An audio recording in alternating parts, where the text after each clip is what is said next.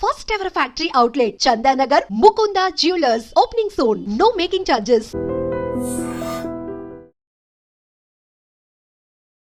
Hi guys, welcome to I dream. నేను మీ Chanakya. And present ఇప్పుడున్న marketing conditions ప్రకారం అయితే అసలు ఎక్కడ ఇన్వెస్ట్ చేయాలి అండ్ ఫ్యూచర్ కూడా మరి ఏ సెక్టర్స్లో మనం ఇన్వెస్ట్ చేస్తే మనకు లాభాలు అనేది వస్తాయి అని చెప్పేసి ప్రతి ఒక్కరు మైండ్లో కొంచెం ఆ డౌట్స్ అనేది కూడా రైజ్ అవుతుంది. ఎందుకంటే అమెరికాలో జరుగుతున్న సంక్షోభం కానీ వేరే దేశాల మీద వేస్తున్న టారిఫ్స్ కానీ ఇవన్నీ చూస్తూ ఉంటే మార్కెట్ చాలా ఫ్లక్చువేట్ అవుతుంది. కాబట్టి మరి మన మైండ్లో ఉన్న డౌట్స్ అన్నీ క్లారిఫై చేయడానికి ఇప్పుడు మనతో పాటు కూడా మన పర్సనల్ ఫైనాన్షియల్ అడ్వైజర్ అయిన మరి సుభాష్ బాబు గారు మనతో పాటు ఉన్నారు. మరి సార్ అయితే ఏ సెక్టర్లో ఇన్వెస్ట్ చేస్తే మనకు మంచి రాబడి వస్తుంది అనేది కూడా తెలుసుకుందాం. Hi sir. హాయ్ అండి. ఎలా ఉన్నారు సార్? థ్యాంక్ యూ, ఫైన్, బాగున్నారు. యా సార్, ప్రజెంట్ ఇప్పుడు ఎవరైనా కానీ మార్కెట్లోకి అడుగు పెట్టాలన్నా ఇన్వెస్ట్ చేసింది తీయాలా వద్దా అనే లాట్ ఆఫ్ కన్ఫ్యూజన్స్. అండ్ ఇంకా ఏంటంటే ఇంకా రాబోయే కాలంలో ఏ సెక్టర్స్లో మనం ఇన్వెస్ట్ చేస్తే మనకు లాభాలు వస్తాయి అనేది కూడా మైండ్లో మెదులుతూ ఉన్నాయి సార్. ఓకే, సో దీనికి మీ సమాధానం ఏం చెప్తారు సార్? షూర్. ఇప్పుడు మనం గత ఆగస్ట్ సెప్టెంబర్ నుంచి ఇండియన్ మార్కెట్ బాగా డౌన్ టర్న్లో ఉంది, అంటే బాగా పడిపోతుంది, బాగా కరెక్షన్ బాగా అయింది. కొన్ని స్మాల్ మిడ్ క్యాప్స్ అయితే బాగా కరెక్ట్ అయిపోయింది. దాంతో చాలామందికి షాక్, తర్వాత డబ్బు నష్టపోవడం చాలా జరిగాయి. దానికి కారణం ఏంటంటే చాలామంది ఒక రీసెర్చ్ కానీ ఒక బ్యాక్గ్రౌండ్ లేకుండా ఇన్వెస్ట్ చేయడం. 10 రూపాయలు పెడితే వెంటనే 12-13 రూపాయలు లేపడం, ఆ నెక్స్ట్ డే. సో ప్రతి వాళ్ళే ఎక్స్పర్ట్స్ అయిపోయిన ఫీలింగ్ మార్కెట్ చాలా ఇచ్చింది. ఒక 3-4 ఇయర్స్ అందరికీ టైం ఇచ్చింది బాగా. సో అందరూ దే బికమ్ ఫండ్ మేనేజర్స్. వాళ్ళే ₹1,00,000 పెట్టేయడం, ఇన్వెస్ట్ చేయడం, ₹1,20,000 అయిపోవడం, అది తీసేసుకుని ఇంకా కొనేసి మళ్ళీ ఇన్వెస్ట్ చేయడం, అలా అవుతూ ఉండేది. కానీ వాళ్ళు ఫండమెంటల్స్ కానీ బేసిక్స్ కానీ చూడకుండా ఇన్వెస్ట్ చేయడంతో ఫైనల్గా అక్టోబర్ రాగానే మార్కెట్ ఎప్పుడైతే పడిపోయిందో, స్మాల్ మిడ్ క్యాప్స్ బాగా కరెక్షన్ అయిందో చాలామందికి చాలా నష్టం వచ్చింది, తీవ్ర నష్టం వచ్చింది వాడికి. దానికి సగం కారణం వాళ్ళే అని మనం చెప్పుకోవాలి. మార్కెట్స్ ఎప్పుడు ఇలాగే ఉంటాయి. And up down is markets nature బేసిక్గా. ఎవ్రీ టైం అది పైకి వెళ్తూనే ఉండదు మార్కెట్. సో ఇప్పుడు యాక్చువల్ చెప్పాలంటే అన్ని సెక్టర్స్ వర్త్వెల్ ఇన్వెస్టింగ్. ఎందుకంటే మార్కెట్ బాగా లోలో ఉన్నాం ప్రస్తుతం. మన ప్రీవియస్ ఇండెక్స్ కంటే ఇప్పుడు చాలా తక్కువలో ఉన్నాం. కానీ మన ట్రంప్ టారిఫ్ అనౌన్స్ చేసినప్పుడు మార్కెట్ పడిన తర్వాత ఇప్పుడు మార్కెట్ ఆ కరెక్షన్ రిలీజ్ చేస్తే మనం, అంటే ట్రంప్ ఎప్పుడైతే అనౌన్స్ చేయకముందు ఏ కండిషన్ ఉన్నా ఆ కండిషన్ వెళ్ళిపోయాం మనం. మిగతా మార్కెట్స్ అక్కడ కూడా వెళ్ళలేదు గ్లోబల్గా. ఇండియా ఒక్కటే మార్కెట్ గ్లోబల్గా. ట్రంప్ అనౌన్స్ చేసిన తర్వాత టారిఫ్ ఆ దెబ్బకి మార్కెట్స్ పడిన తర్వాత ఇండియా ఒక్క కంట్రీ ఎకానమీ మళ్ళీ రికవర్ అయింది ఆ ప్రీ ట్రంప్ లెవెల్కి. అంటే ప్రీ అక్టోబర్లోకి ఇంకా వెళ్ళలే ఇంకా మనం. బాగా గ్యాప్ ఉంది వెళ్ళడానికి. అంటే వేరే దేశాలతో కంపేర్ చేసుకుంటే మనకు వచ్చిన నష్టం తక్కువే, అండ్ దాంతోపాటు రికవర్ అవుతున్న పర్సంటేజ్ అనేది కూడా ఎక్కువగా ఉంది. ఎగ్జాక్ట్గా చెప్పారు మీరు. సో మన ఫ్యూచర్ చాలా బ్రైట్గా ఉన్నాం. ఇప్పుడు కూడా మనం జాగ్రత్తగా మనం స్టడీ చేసి మార్కెట్ ఇన్వెస్ట్ చేసుకుంటే that is more sensible approach అని అనుకోవాలి. లేకపోతే అది గ్యాంబ్లింగ్కి ఈ ఇన్వెస్ట్మెంట్కి తేడా ఎక్కువ కనపడదు. మనం ఎక్కడ పడితే అక్కడ పెట్టేసి డబ్బు రాలేదు పోయిందని చెప్పి మనం బాధపడడం కంటే కొన్ని కీ సెక్టర్స్ ఇప్పుడు బాగా ప్రామిస్ చూపిస్తున్నాయి. ఇండియన్ ఎకానమీ మనం వీఆర్ డూయింగ్ క్వైట్ వెల్. 6.57 అనుకున్నాం, ఇప్పుడు 6.25 దాకా వచ్చాం. But still we are the number 1 economy in the world. మన గ్లోబల్గా మన ఫాస్టెస్ట్ గ్రోయింగ్ ఎకానమీగా ఉన్నాం మనం.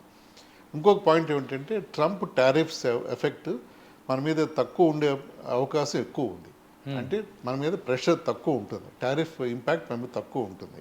అది చైనా మీద ప్రెషర్ వల్ల మనమే బిజినెస్ వస్తుందా, మన ఆ బిజినెస్ని తీసుకుని మనం దాన్ని వాడుకోగలమా, మన ఎక్స్పోర్ట్స్కి మన కామర్స్కి అనేది మన మీద ఆధారపడి ఉంటుంది. బట్ ఆపర్చునిటీ అయితే బాగా మనకి మంచి ఆపర్చునిటీ దొరికింది కూడా ఇప్పుడు మనకి. ఇప్పుడు అక్కడ నియర్ బై బంగ్లాదేశ్ అవ్వచ్చు, థాయిలాండ్, లావోస్, వియత్నాం ఇవన్నీ కూడా ఎక్స్పోర్ట్స్ బాగా చేస్తాయి, టెక్స్టైల్స్ గార్మెంట్స్ టు యూఎస్. వాటి మీద చాలా సివియర్ టారిఫ్ ట్రంప్ వేసాడు. ఆ దేశాలు బాగా రీల్ అవుతున్నాయి ప్రెషర్లు. ఆ బిజినెస్ మనకు వచ్చే అవకాశం చాలా ఎక్కువ ఉంది. సో ఇవన్నీ చూస్తుంటే మనకి మంచి ఆపర్చునిటీ కనిపిస్తుంది. ఈ స్మాల్ క్యాప్ ఫండ్స్ విషయానికి వచ్చేటప్పటికి దాని కరెక్షన్ అయితే వేరే దానితో కంపేర్ చేసుకుంటే చాలా ఎక్కువ ఇంపాక్ట్ అనేది కూడా పడింది కదా సార్. కరెక్ట్. అంటే ఇప్పుడు వచ్చే ఎవరైనా ఇన్వెస్ట్ చేయాలనుకుంటే ఆ స్మాల్ క్యాప్ ఫండ్స్లో ఇన్వెస్ట్ చేయాలంటే కూడా కొంచెం భయపడతారేమో అనిపిస్తుంది సార్. అవును, భయపడాలి కూడా. ఎందుకంటే small cap by nature is like that. అది హిట్ ఆర్ ఫట్లా ఉంటుంది స్మాల్ క్యాప్ అప్రోచ్. హిట్ అయితే 6 లేకపోతే 0 అయిపోయే లెవెల్లో ఉంటుంది స్మాల్ క్యాప్. అంటే రఫ్గా క్రూడ్గా చెప్పాలి అంటే స్మాల్ క్యాప్స్ అంటే ఏమిటి, చిన్న కంపెనీలు. చిన్న కంపెనీ అంటే 1000 కోట్ల కంపెనీ చిన్న కంపెనీ అంటే మార్కెట్ పెద్ద మార్కెట్ పర్స్పెక్టివ్లో.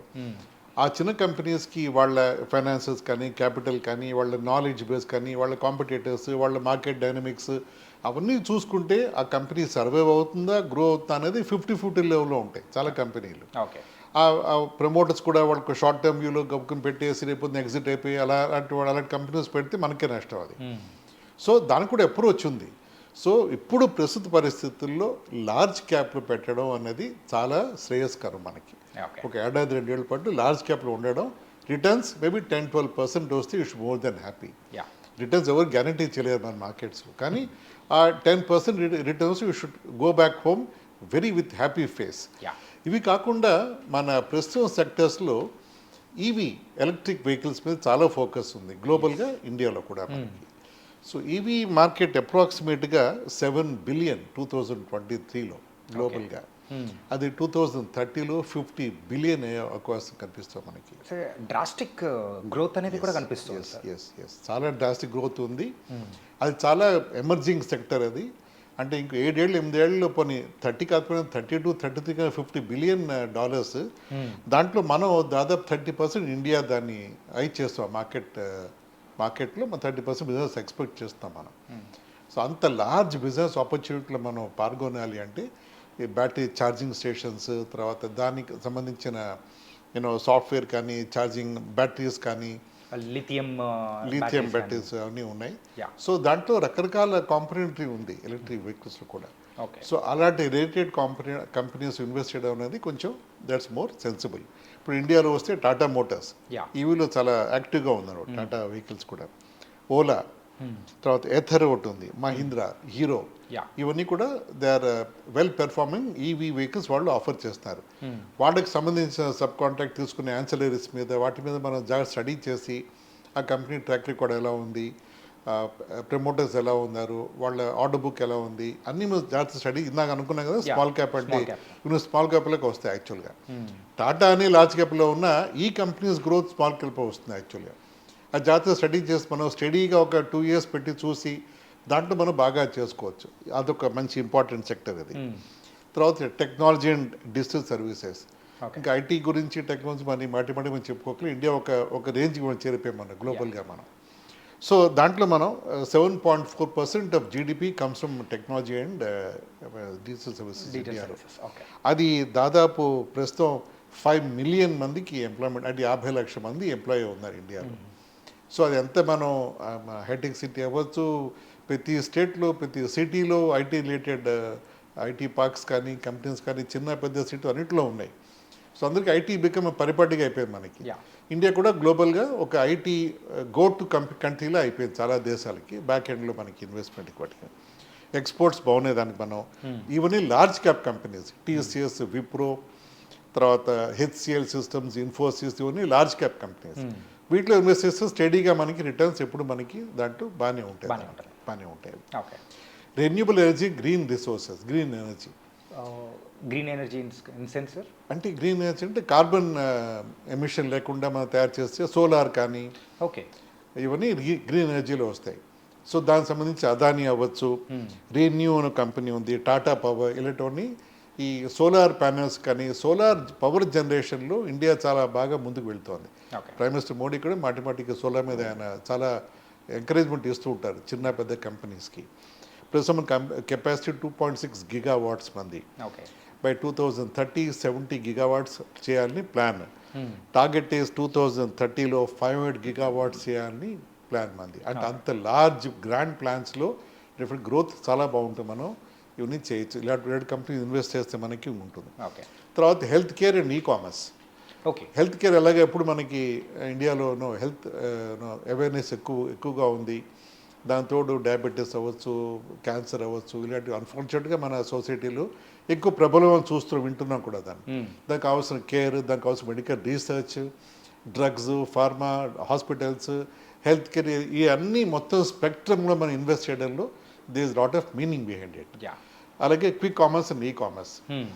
సరే ఇంకా ఈ బ్లింకిట్, ఫ్లిప్కార్ట్, అమెజాన్, జొమాటో, ఇవన్నీ కూడా మనకి పరిపాటిగా డైలీ మనం వాటిలో ఏదో ఒకటి ఆర్డర్ చేయడం తెచ్చుకోవడం జరిగిపోతుంది. ఆ గిగ్ వర్కర్స్ అంటే వాళ్ళు అంటే వాళ్ళు తక్కువ వర్కర్స్ అయినా వాళ్ళకి మనం చాలా హెల్ప్ చేస్తాం మనం. Yeah. You should always be thankful to them. వాళ్ళు ఇంత ఎండ అవ్వచ్చు, లేకపోతే వాన్ అవ్వచ్చు, వింటర్ అవ్వచ్చు, they are always doing they job. ఎంత ఆడ్ టైంలో అయినా మనం 2 minutesలో వచ్చేస్తుంది అంటే వాళ్ళ వల్లే వస్తుంది. ఆ బిజినెస్ చాలా గ్రో అవబోతుంది.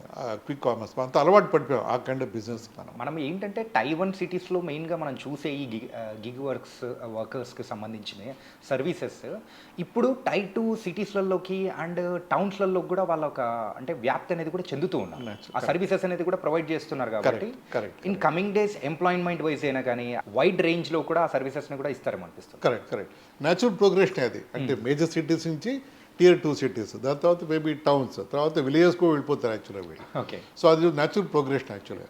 అది సొసైటీతో మంచి అవకాశమే అది. అంటే ఇమీడియట్గా ఎవరైనా దాంట్లో చేరి, so it's a good thing. So ఈ సెక్టర్స్లో జాగ్రత్తగా స్టడీ చేసి కంపెనీస్ని బ్లైండ్గా ఎవరో చెప్పారని ఏదో ఎవరు మాట వినేసి ఎక్కడో డబ్బులు అయిపోవచ్చు, ట్రిప్పులు అయిపోవచ్చు బట్ట కాకుండా కొంచెం జాగ్రత్తగా స్టడీ చేసి ఇన్వెస్ట్ చేసి 25లో మనం చాలా బాగా చేసుకోవాలి. ఎందుకంటే మార్కెట్ బాగా లోలో ఉంది.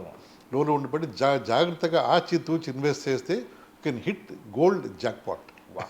It was very very nice analysis sir. Thank you. మెయిన్గా ఏంటంటే వాట్స్ ద ఫ్యూచర్ అంటే మీరు ఇప్పుడు చెప్పిన సెక్టర్స్ అన్నీ కూడా ఫ్యూచర్కి సంబంధించింది. కరెక్ట్. ఫ్యూచర్లో ఎంత గ్రోత్ ఉంటాయనేది కూడా మీరు క్యాల్కులేట్ చేసి చాలా చక్కగా చెప్పేశారు. అండ్ చూస్తున్న వ్యూవర్స్కి కూడా ఇది చాలా బాగా ఉపయోగపడుతుంది అనుకున్నాను. Thank you thank you.